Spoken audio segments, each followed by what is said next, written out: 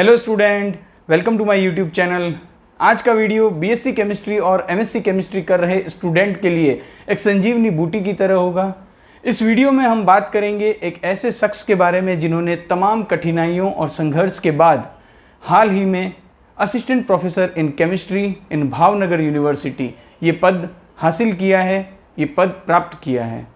तो इस वीडियो में हम बात करने वाले हैं डॉक्टर प्रकाश प्रजापत के बारे में, जो कि मेरे बहुत ही अजीज़ मित्र हैं और हाल ही में इनका चयन भावनगर यूनिवर्सिटी में असिस्टेंट प्रोफेसर केमिस्ट्री के पद पर हुआ है।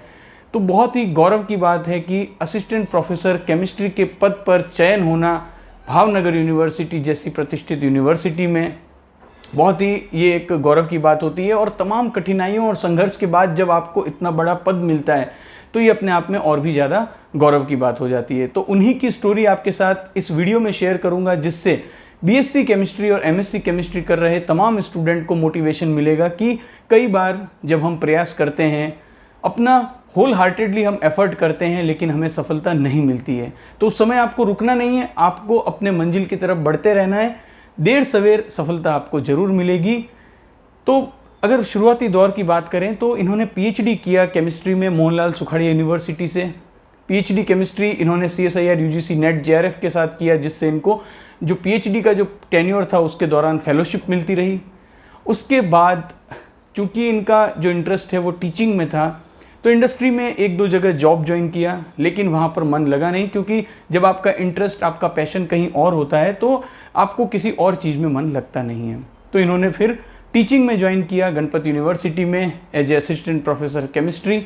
और वहाँ पर ज्वाइन करने से पहले इनकी तरकश में जो तीर थे वो थे CSIR UGC net JRF chemistry में बहुत ही अच्छी रैंक के साथ, गेट केमिस्ट्री बहुत ही अच्छी रैंक के साथ, सेट राजस्थान का जो केमिस्ट्री होता है state eligibility test in chemistry, वो भी बहुत ही अच्छी रैंक के साथ।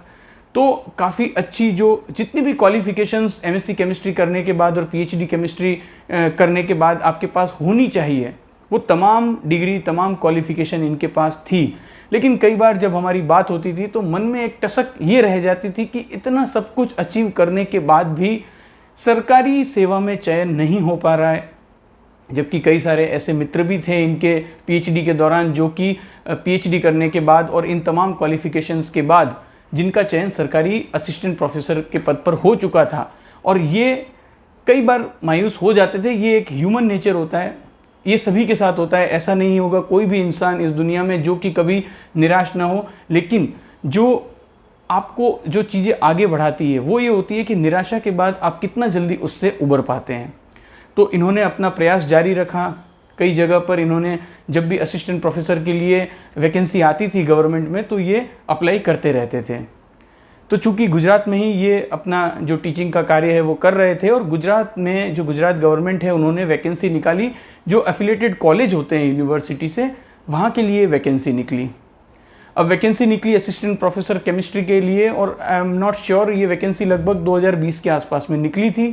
कोविड के पहले आई थिंक ये वैकेंसी निकली थी, और इन्होंने भी यहाँ पर अप्लाई कर दिया।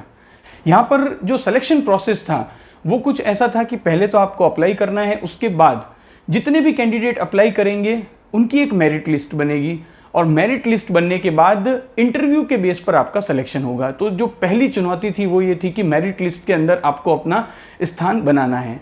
तो देखिए, अब जितना भी एफर्ट इन्होंने पहले किया था उस सब का बेनिफिट इनको यहाँ पर मिला, क्योंकि मेरिट लिस्ट जिस हिसाब से बननी थी वो ये था कि बीएससी केमिस्ट्री और एमएससी केमिस्ट्री में जितने परसेंटेज आपके हैं उनका एक वेटेज था। साथ ही साथ अगर आप CSIR नेट JRF क्वालिफाई हैं तो उनका एक सर्टेन परसेंटेज था, सर्टेन वेटेज था। अगर आप गेट केमिस्ट्री क्वालिफाइड हैं तो उसका भी एक सर्टेन वेटेज मेरिट लिस्ट में था। और अगर आपने टीचिंग किया है, अगर आपके पास टीचिंग एक्सपीरियंस है तो उसका भी वेटेज वहाँ पर दिया जा रहा था। तो ओवरऑल एक कंप्लीट पैकेज हो गया डॉक्टर प्रकाश प्रजापत के लिए, क्योंकि ये CSIR नेट JRF क्वालिफाई थे, ये गेट केमिस्ट्री में अच्छी रैंक के साथ क्वालिफाई थे, साथ ही साथ ये तो सेट भी क्वालिफाइड थे, और पिछले 4-5 सालों से टीचिंग भी कर रहे थे। तो यहाँ पर काफ़ी ज़्यादा बेनिफिट इन्हें मिला, और जो मेरिट लिस्ट बनी थी उसमें इनका अंडर 10 में इनका नंबर आ गया। तो ये बात तो अब डेफिनेट यहाँ पर हो चुकी थी कि इंटरव्यू के लिए कॉल तो आएगा।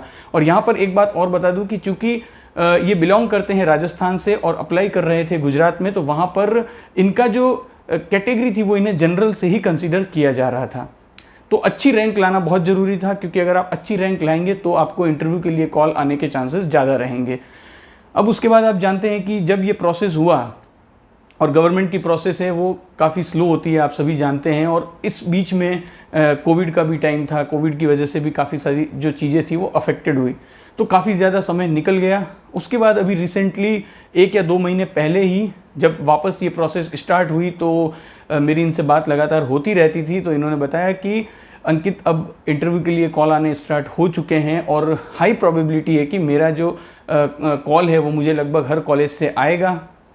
तो फाइनली वही हुआ, क्योंकि जो जितने भी जो क्वालिफिकेशंस रिक्वायर्ड थे मेरिट लिस्ट के लिए वो सब लगभग इनके पास थे, और इसी वजह से इनका जो मेरिट में नंबर भी काफ़ी ऊपर था, तो इनको कई जगह से कॉल भी आया, और फाइनली इन्होंने भावनगर यूनिवर्सिटी में एक एफिलेटेड कॉलेज है उसके लिए इंटरव्यू दिया।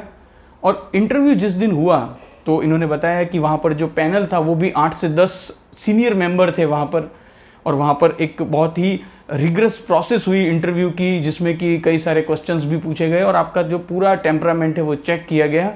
और उसी दिन, जिस दिन इंटरव्यू हुआ, उसी दिन उनको सिलेक्शन का लेटर हाथ में दे दिया गया। तो आप समझ सकते हैं कि कितनी बड़ी और कितनी गौरव की बात है कि आपका जब ड्रीम कंप्लीट हो जाता है, जिस लक्ष्य के लिए आप शुरू से इतना एफर्ट कर रहे थे, वो लक्ष्य उस दिन कंप्लीट हो गया। जैसे ही इनका सिलेक्शन हुआ इन्होंने मुझे बताया, और मैं खुद भी काफ़ी ज़्यादा खुश हुआ, और उसी दिन मैंने ये सोच लिया था कि ये स्टोरी मैं तमाम बीएससी और एमएससी केमिस्ट्री कर रहे स्टूडेंट के साथ शेयर करूँगा, क्योंकि इससे आपको मोटिवेशन मिलेगा कि कई बार ऐसा होता है कि हम लगातार प्रयास करते हैं लेकिन नहीं मिल पाती है सफलता, लेकिन आपका जो प्रयास है वो कभी भी व्यर्थ नहीं जाएगा, आपको उसका फल ज़रूर मिलेगा। तो यहाँ पर आप देखेंगे कि ये स्टोरी सुनने के बाद आप कनेक्ट कर पाएंगे कि किस तरह से जो तमाम क्वालिफिकेशंस इन्होंने ली थी उसका बेनिफिट इन्हें मिला, और फाइनली इनका सिलेक्शन हुआ, असिस्टेंट प्रोफेसर के पद पर सरकारी सेवा में चयन हो गया।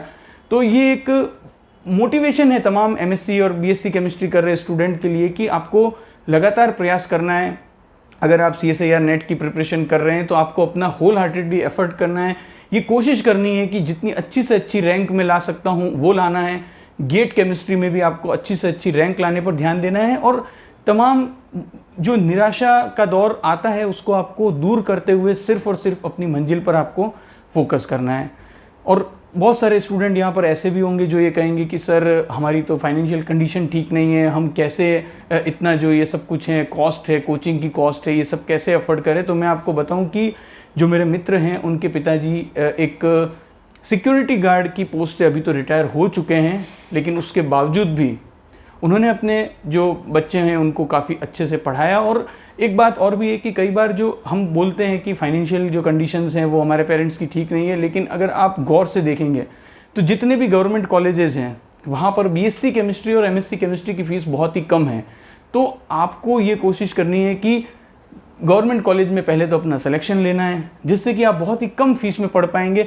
यहाँ पर जैसे जो मेरे मित्र हैं उन्होंने भी बीएससी और MSc chemistry I think hardly 10,000 rupees में उनका सब कुछ हो चुका होगा, क्योंकि गवर्नमेंट कॉलेजेस में बहुत ही कम फीस होती है, जिस वजह से आपको जो है वहाँ पर फाइनेंशियल बर्डन भी इतना ज़्यादा नहीं आता है। और पीएचडी केमिस्ट्री के लिए उन्होंने CSIR UGC net JRF qualify कर लिया, तो अच्छी खासी फेलोशिप के साथ पीएचडी भी हो गई। तो ये सब जो राह में बाधाएं होती है उन्हें दूर करने का जो सॉल्यूशन होता है वो भी हमारे ही पास होता है। बस ज़रूरत एक ही बात की होती है कि हमें राइट डायरेक्शन में अपने एफर्ट करना है, तो तमाम जो कठिनाइयां हैं वो दूर हो जाती है और आपको अपनी मंजिल सामने क्लियर दिख जाती है। तो आई होप कि ये वीडियो आप सभी स्टूडेंट के लिए मोटिवेशन की तरह काम करेगा।